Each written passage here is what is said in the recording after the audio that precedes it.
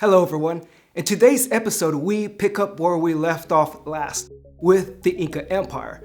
And the Inca Empire were one of the most famous and most powerful of the pre-Columbian American empires. According to Inca legend, the supreme Inca god was Viracocha, the creator god. He had emerged from the waters of Lake Titicaca in the distant mythical past. On an island in the lake, he made the earth and the celestial bodies and sent the sun on its course. Viracocha created men and women from stone. He ordered his newly created people to populate the earth. And the Inca believed that their ancestors originated from these original peoples who received orders from Viracocha. And the Inca used mummification to keep their ancestors' memories alive. Without a mummy, an estate, and a descent group, a dead Inca would fade from history, be erased from time. It was believed that their mummified ancestors would continue to exert influence on the lives of their still living descendants. But there would be one group of people dedicated to ending this practice: the Spanish. Andean societies had experienced major changes in the 5 years since Pizarro had first explored the area. Diseases, particularly smallpox, spread throughout the region and devastated the local communities. One such effect was that smallpox killed the legitimate emperor of the Inca, plunging the Inca into a dynastic civil war. The rulers at Cuzco appointed Huáscar as the new emperor. Yet another Inca was appointed in the city of Quito, Huáscar's half-brother, Atahualpa. Atahualpa challenged the legitimate emperor for control of the throne, and Atahualpa was exceedingly brutal in his quest for power. His military campaigns were marked by brutality against other Native Americans. Atahualpa's military behavior foreshadowed that of the impending Spanish arrival. The forces of the Inca challenger conquered smaller villages, plundering their peoples, committing massacres, and taking their women alive for the pleasure of his troops. Atahualpa's goal was to commit horrific acts of violence to terrorize peoples into obedience, into supporting his personal bid for power. Francisco Pizarro followed Atahualpa's path of destruction. He read the dynastic civil war raging throughout the Inca Empire. Atahualpa actually defeated and captured his brother Huáscar in the spring of 1532. And just as Atahualpa was about to ascend to the most powerful Native American empire, the Spanish appeared. For Atahualpa, this was unfortunate. There were still pockets of resistance loyal to his brother emperor left in the empire. And now he had to deal with some foreign forces in his ill-begotten realm. Both Pizarro and Atahualpa met each other at the city of Cajamarca in the winter of 1532. Cajamarca and the Inca imperial army both impressed the Spaniards for different reasons.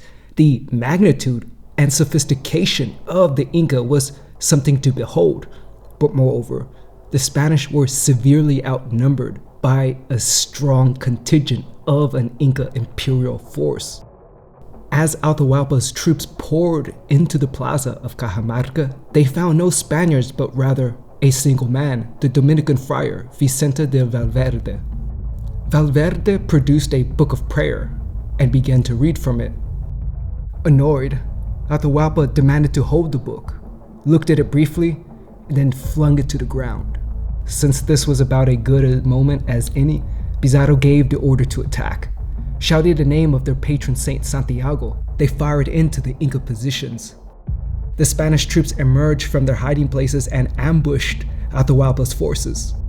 Pizarro himself seized Atahualpa and took him prisoner. Since the Spanish were extremely outnumbered, they knew they needed to keep Atahualpa alive to exert leverage and exercise power. But Atahualpa also sought to take advantage of the situation in his captivity. Atahualpa still foresaw an endgame where he might come out as head of the Inca Empire, if only he could play his cards right. After all, this was not the first time that Atahualpa was a prisoner of war. He had previously been captured by Huáscar's forces but managed to escape. Maybe these Spaniards might be useful allies, he thought, in his own attempt to take the Inca throne. Atahualpa told the Spanish where they might find the vast sums of treasure they were looking for. Conveniently, Atahualpa targeted his imperial rivals, other Inca. This strategy served to buy Atahualpa time to figure things out, to figure out his escape. Given that the Spanish forces were so tiny, they needed the help of Atahualpa to coordinate logistics. But in the aid given, Atahualpa was able to send a secret message. He had Huáscar assassinated. Atahualpa ordered the hit because he knew that Pizarro knew that Huáscar was the legitimate ruler of the Inca Empire. And because Huáscar was the legitimate Inca emperor, Pizarro wanted him in particular to make the subjugation of the Inca to the Spanish as official as possible. And if this were to take place, then there would be absolutely no use for the rebel leader. Therefore, Atahualpa claimed that his troops had gone rogue, that they had murdered the legitimate emperor of their own accord, of their own volition. Atahualpa then directed Spanish forces to attack the city of Cuzco, a city that was still a strong base of support for the fallen sibling, enemies of Atahualpa. After all, Atahualpa claimed that Cuzco held vast sums of wealth. According to the Inca, the first Inca emperor, Pachacuti, emerged victorious in a bloody battle between the Inca that supposedly involved over 100,000 troops.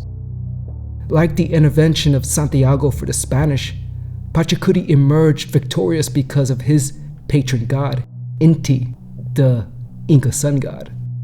Pachacuti honored Inti by building a temple above the battleground to solidify his rule. And moreover, the Inca imperial tradition held that the Inca were always ruled by a dynasty of emperors directly descended from the sun god Inti. And because of this, Inti was the protector of the Inca state.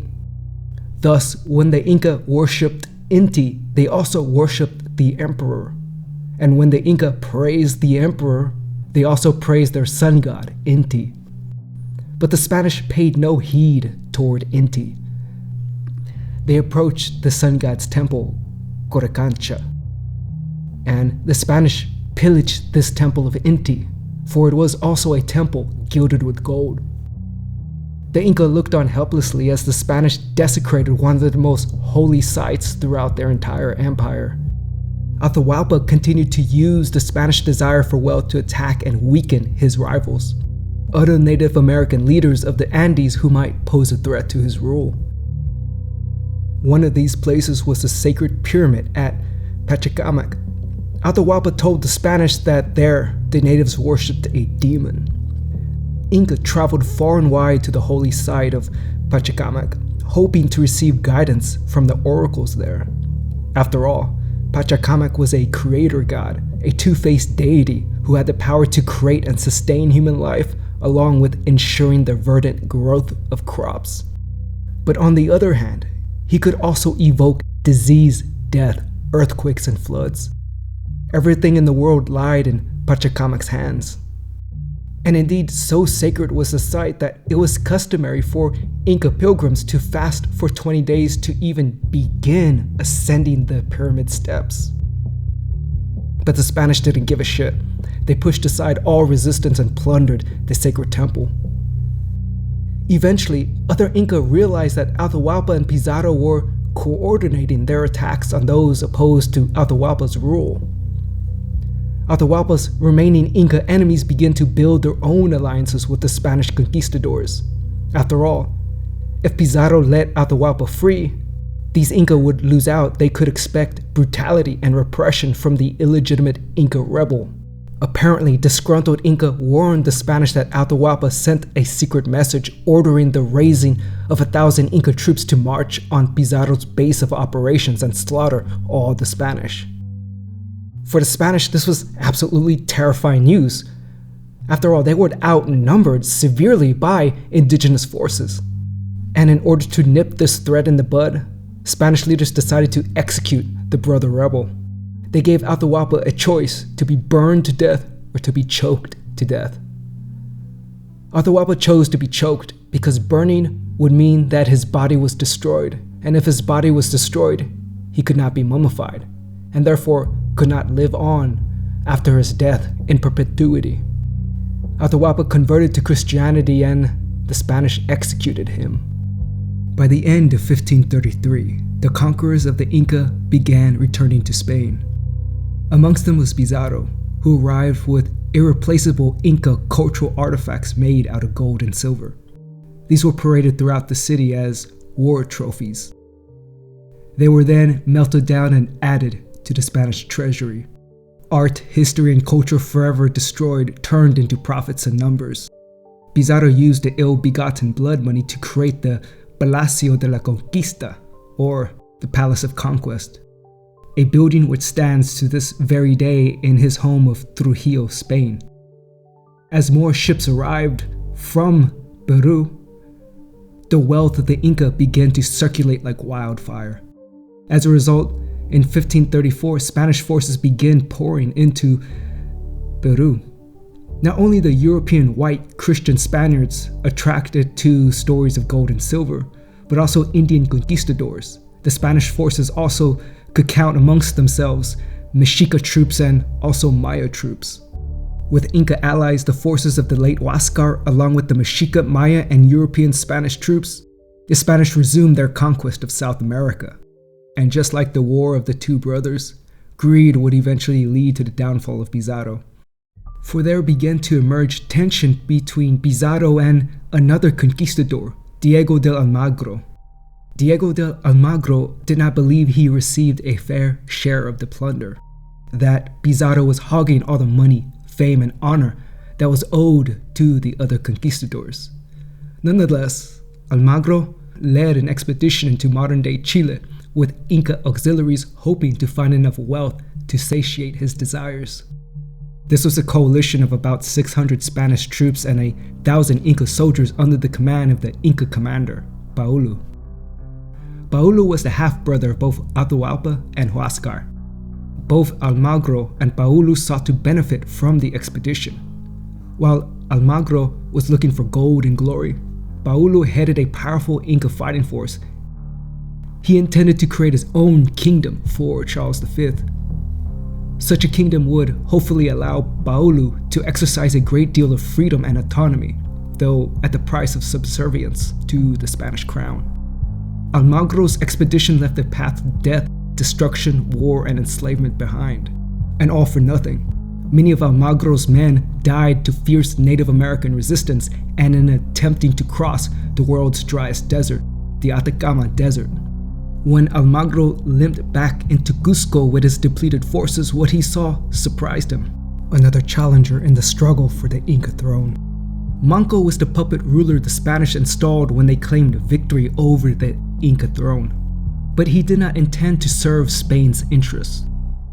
Rather, Manco raised an army of Inca warriors to recapture their homeland, an Inca Reconquista. Manco's army was the army of the Inca people, Inca farmers, herders, and normal folk attempting to rid themselves of the Spanish occupation. They laid siege to Spain's forces. They attacked Spanish forces everywhere and anywhere they could. But how could a tiny force of Spanish survive the relentless onslaught of the Inca people? According to the Spanish, they claimed they had been saved. In their darkest hour, surrounded and outnumbered, the decapitated saint reappeared, attempting to satiate centuries of rage against Christ's enemies. The decapitated saint ensured that the Spanish forces emerged triumphant, but in actuality it was a continuation of the Inca Civil War. The besieged Spanish forces could count amongst their battle brothers thousands of Native American Inca warriors and enslaved Africans who fought for Spanish interests. And in the end, it was easier to make up a myth about St. James rather than admit that their asses were saved by a bunch of Native Americans and enslaved Africans. Manco continued his anti-imperial resistance movement from his base of operations in the city of Vilcabamba, the last capital of the Inca. The Neo-Inca insurgency would fight fire with fire, using European firearms and equipment to attack the occupation forces for several decades. Anyways, Almagro made his way into the city and proclaimed his ally, Paullu, as the true Inca ruler. As Spanish forces arrived at Cuzco to aid the brethren against Manco's assaults, Almagro's coalition of Spanish and Inca forces captured the Spanish. In order to solidify his new alliance, Almagro took the plunder of Inca artifacts and he did not melt them. He respectfully handed the artifacts of gold over to Paullu to legitimize Paullu and ensure his allegiance. And rather than condemn the Inca gods as demonic idols, Almagro treated them with respect. He said, quote, "Kept with the reverence of God because they say that the sun is the one that makes and creates all things," unquote. Pizarro learned of what happened and marched on Almagro's position. Although Almagro and Pizarro both claimed to be the legitimate representatives of Spanish imperial authority, it would be might which determined who was right. News of the epic showdown spread throughout the Inca civilization. Numerous Inca gathered to watch the Spanish on Spanish violence, cheering for both sides to inflict maximum damage on each other. At the last minute, Paullu ordered his 6,000 troops to stand down and let the Spanish kill each other. In the resulting conflict, Pizarro captured Almagro and executed him. And this is something Almagro's forces would never forget. Years later, in 1541, assassins stormed Pizarro's administrative palace, where they brutally cut him down in a flurry of bladed blows.